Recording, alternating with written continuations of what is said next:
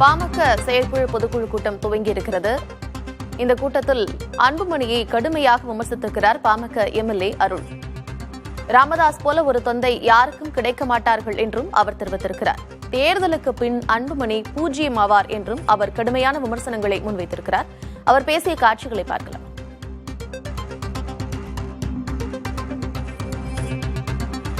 நம்முடைய ஒரு கட்சியினுடைய தலைவர் எப்படி இருக்க வேண்டும் என்பதற்கு உதாரணம் நம்ம பாட்டாளி மக்கள் கட்சி.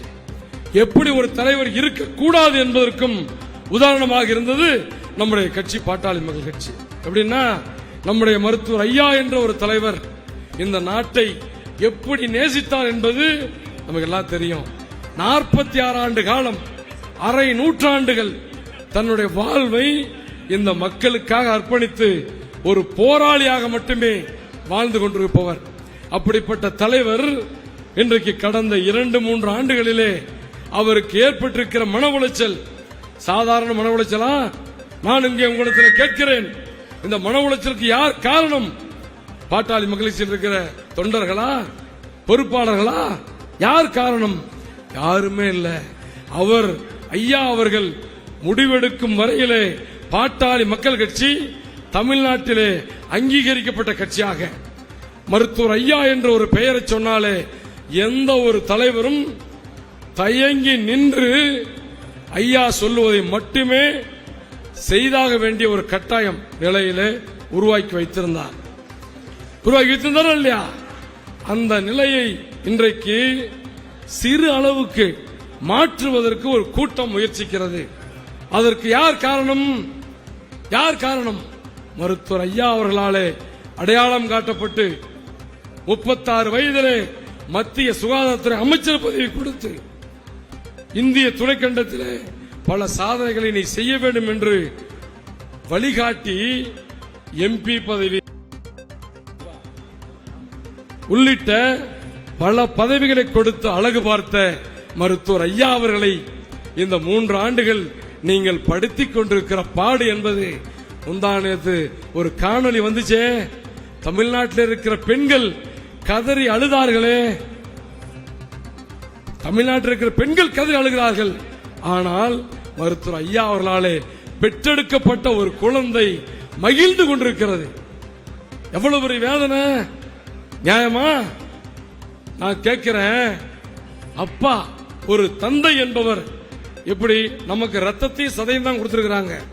ஆனா மருத்துவர் ஐயா என்ற ஒரு தலைவர் அன்புமணி அவர்களுக்கு கொடுத்தது என்ன? நீ என்ன சாதனை பண்ணியிருக்கிறீர்கள்? என்ன தியாகம் செய்திருக்கிறீர்கள்? எத்தனை முறை ஜெயிலுக்கு போயிருக்கிறீங்க? 18 முறை சிறைக்கு சென்றிருக்கிறேன். குன்ற சட்டத்திலே கைது செய்யப்பட்டிருக்கிறேன். என்ன காரணம்? ஒரே ஒரு அடிதடி கேஸ் உண்டா? ஒரு வம்பு வழக்கு உண்டா? இல்லையே. பல்வேறு வழக்குகளை சிறைக்கு சென்றிருக்கிறோம். ஆனா சிறையே காணாத உங்களுக்கு எத்தனை பதவிகளை வாரி கொடுத்தவர் யார்? யாரு வாரி கொடுத்தா? நம்முடைய மருத்துவர் ஐயா அவர்கள் வாரி கொடுத்தார்கள். அப்படிப்பட்ட தந்தையை ஒருத்தர் சொல்றாரு, ஒரு வெள்ளாள கவுண்டர் சொல்றாரு, மிக முக்கியமானவர், இது மாதிரி ஒரு தந்தை எனக்கு கிடைத்திருந்தால் தினமும் எந்திரிச்சு அவர் காலை கழுவி அந்த தண்ணி குடிச்சுட்டு தான் என்னுடைய பயணத்தை துவங்குவேன் என்று சொன்னார்கள். இப்படிப்பட்ட ஒரு தந்தை இந்த உலகத்திலே யாருக்கு கிடைப்பார்? இப்படிப்பட்ட ஒரு தியாகசீலர் இந்த வன்னி இனத்துக்கு கிடைத்தது போல, தமிழ் இனத்துக்கு கிடைத்தது போல, இனி ஒரு எந்த பிறவிலையும் இது மாதிரியான ஒரு தந்தை யாருக்குமே கிடைக்க மாட்டார்கள். அதை இழந்துட்டீங்களே. ஊர் ஊரா தெரு தெருவா இருக்கிற மூத்த முன்னோடிகள் நம்மெல்லாம் சொன்னோமே, சின்னையா யா சின்னையான்னு சொன்னோம். ஐயா நம்முடைய குலதெய்வம், அடுத்தது வழிகாட்டுறவர், நீங்க தான் வழிகாட்டுவீங்கன்னு நினைச்சு உங்களை சின்னையான்னு சொன்னோம். ஆனா எல்லாத்து தலையிலையும் மண்ணை போட்டுட்டீங்களே. நியாயமா? தர்மமா? உங்களுக்கு கேட்கிறேன். வயிறு ஐயாவுக்கு மட்டும் எரியல, தமிழ்நாட்டிலே பிறந்த ஒரு அப்பாவுக்கும் ஒரு அம்மாவுக்கும் வயிறு எரிகிறது. ஒரு அப்பாவும் இப்படி ஒரு பையனை நல்ல வேலைப்பா நான் பெக்கல அப்படின்னு சொல்றாங்க. எனக்கு ஆத்தூர்ல ஒரு பெரும் தொழிலதிபர், அவரு நானும் நடராஜன் அங்க போயிருந்தோம், நம்ம கதிராஜன் 3 பேரும். அப்ப பேசிட்டு இருக்கும்போது சொன்னாரு, ஏம்பா ஐயாவை எனக்கு ரொம்ப பிடிக்கும், என் பசங்க அன்புமணி மேல பேசுவானுங்க, நான் அவங்க அன்புமணி கிட்ட போட்டோவை வீட்டுல மாட்டக்கூடாதுன்னு சொல்லிவிட்டேன்னாரு. எப்ப இல்ல 1 வருஷத்துக்கு முன்னாடியே. ஏன்னா அப்படின்றாங்க.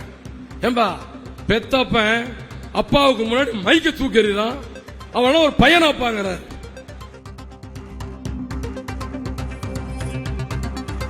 எவ்வளவு கொடுமை. அவர் சொல்றாரு 3 பசங்க, மிக பெரும் தொழிலதிபர் அவரு. என்னுடைய பசங்க 3 பேருமே நான் திரும்பி பார்த்தனா வந்து நான் என்ன சொல்லுகிறேன்னு புரிஞ்சுக்கிட்டு செய்வாங்க.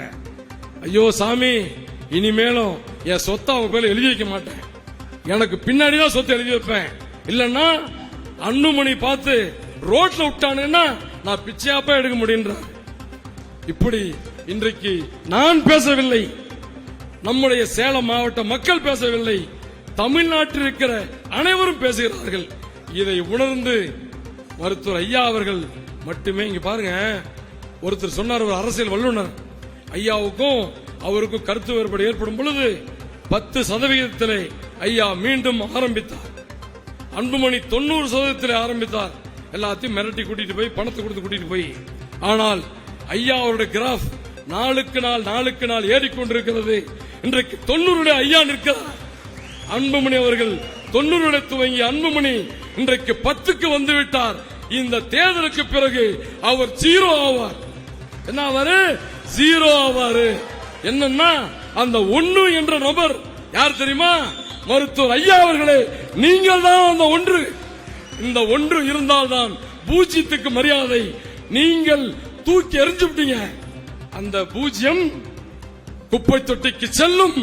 என்ன காரணம்னா ஒட்டுமொத்த மக்களும் உங்கள் பின்னால இருக்கிறார்கள், வன்னிய இனமும் உங்கள் பின்னால இருக்கிறது, பாட்டாளி மக்கள் கட்சி உங்கள் பின்னால இருக்கிறது.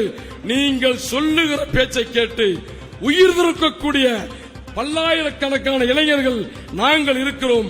ஆனா சிறைநிரப்பும் போராட்டம் சொல்லி பெரிய அறிவிப்பு கொடுத்துட்டு 1 மாசத்துல ஒருத்தரும் ஜெயிலுக்கு வர மாட்டேன்டான், போராட்டத்தை ரத்து பண்ணிட்டாரு.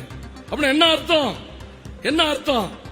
அவர் பக்கம் தொண்டர்களும் இல்லை, தலைவர்களும் இல்லை, வெறும் போலிகளும் பொய்யர்களும் பொய்யர் கூட்டமும் தான் அங்கு இருக்கிறது. நீங்கள் இந்த 26 அமைக்கிற கூட்டணி, நீங்கள் சொல்லுகிறவர் இந்த நாட்டினுடைய முதலமைச்சராக வருவார். அது யார் தலையில எழுதியிருக்குதுன்னு எங்களுக்கு தெரியல. முதலமைச்சராக யார் வருவாங்க என்பதை முடிவு செய்பவர் ஐயா. ஐயா அவர்கள் எடுக்கிற முடிவு 2026 முதலமைச்சரை உருவாக்குவார் என்பதை சொல்லி இந்த நல்லதொரு வாய்ப்பை தந்த சேலத்திலே இப்படி ஒரு மிக பிரமாண்டமான சரித்திரம் வாய்ந்த இந்த பொதுக்குழுவை ஏற்பாடு செய்வதற்கு வாய்ப்பு தந்த மருத்துவர் ஐயா அவர்களுக்கும் எங்களோடு இணைந்து மிகச் சிறப்புற 10 நாட்களாக செயலாற்றிக் கொண்டிருக்கிற மாவட்ட செயலாளர்கள், அன்றைக்குரிய மாநகர் மாவட்ட கதிர் ராஜரத்னம், நம்முடைய கிழக்கு மாவட்ட செயலர் ராஜேந்திரன். சேலத்தில் நடைபெறும் பாமக செயற்குழு பொதுக்குழு கூட்டத்தில் பாமக எம்எல்ஏ அருள் பேசினார். அந்த காட்சிகளை பார்த்தோம். எப்படி இருக்க வேண்டும் என்பதற்கும் எப்படி இருக்கக்கூடாது என்பதற்கும் உதாரணமாக பாமக கட்சி அமைந்துவிட்டது என்றும், அன்புமணிக்கு பல பதவிகளை கொடுத்து அழகு பார்த்தவர் ராமதாஸ் என்றும் அவர் தெரிவித்திருக்கிறார்.